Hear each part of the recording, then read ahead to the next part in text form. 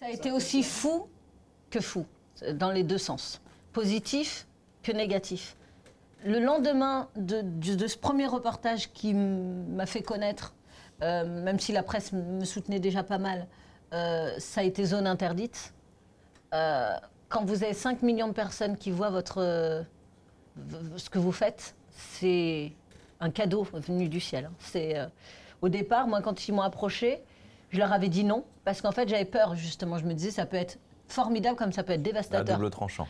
Et donc, j'avais rappelé à la journaliste en disant, OK, je veux bien que vous me suiviez, ils vous suivent 6 mois ponctuellement, mais vous avez montré les bons côtés, comme les plus difficiles.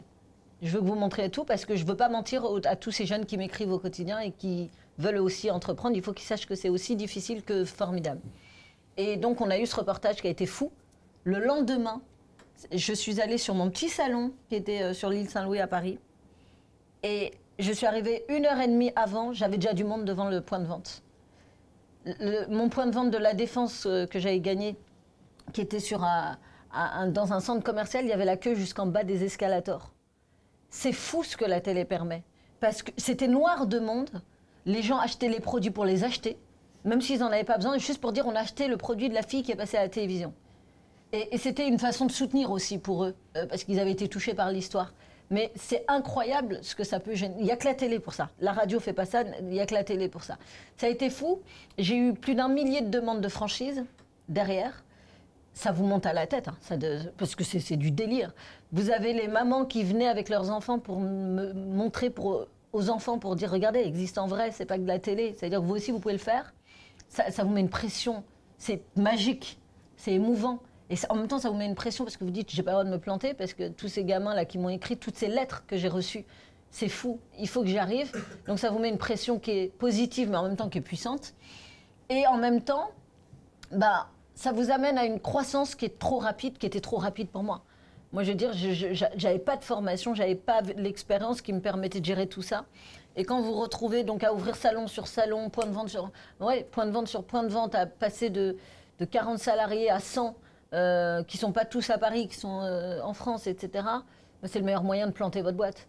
Parce qu'en fait, vous voulez pas passer à côté de cette opportunité qui vous est faite, qui est magique, et en même temps, vous n'avez pas le temps de prendre, vous n'avez pas le temps de prendre le temps pour bien construire comme il faudrait, parce qu'à la fin, bah, vous n'avez plus cette lumière sur vous.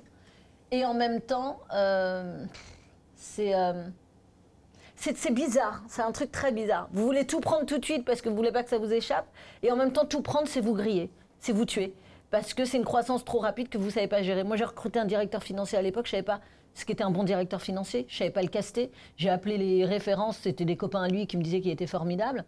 Et c'est au fur et à mesure que je me suis rendu compte qu'il n'était pas à la hauteur, mais c'est l'expérience qui m'a permis de me rendre compte qu'il n'était pas à la hauteur. Parce que moi, je n'étais pas préparée à ça, à avoir besoin d'avoir un directeur financier, un directeur commercial, etc. Donc, c'est magique, c'est génial quand on parle bien de vous, mais ça peut détruire de la même manière. Il y a des entreprises qui en ont fait les frais. Donc, si la question c'est est-ce qu'on doit médiatiser nos sociétés aussi, en tout cas l'accepter, tout dépend le média. Il faut aller voir ce qu'ils ont fait comme reportage. Si c'est Élise Lucet qui vous appelle, n'y allez pas. Non, mais tout dépend, en fait, l'approche journalistique qu'a le média et l'émission en question. Et le contexte dans lequel ils vont vous présenter. Si c'est les start-up françaises et les innovations, il n'y a pas de raison que ce soit négatif. Si c'est la façon dont on casse les prix dans tel ou tel domaine, il y a toujours des précautions à prendre. Donc en fait, ça dépend de la thématique. Il faut vraiment, vraiment regarder qui est le journaliste, taper son nom sur Google, regarder ce qu'il a fait comme sujet avant. Et surtout quand, pendant que vous êtes dans les interviews, etc., éteindre vos micros. Parce qu'alors ça, tout ce que vous dites sera gardé au montage. Quelquefois, on tourne et puis on se dit oh là là, cache le prix, il a fait ça, et en chuchotant, les micros, ça prend tout. Tout. Donc faites attention parce qu'il y a des journalistes qui n'hésitent pas à passer en officiel ce qui ne l'était pas.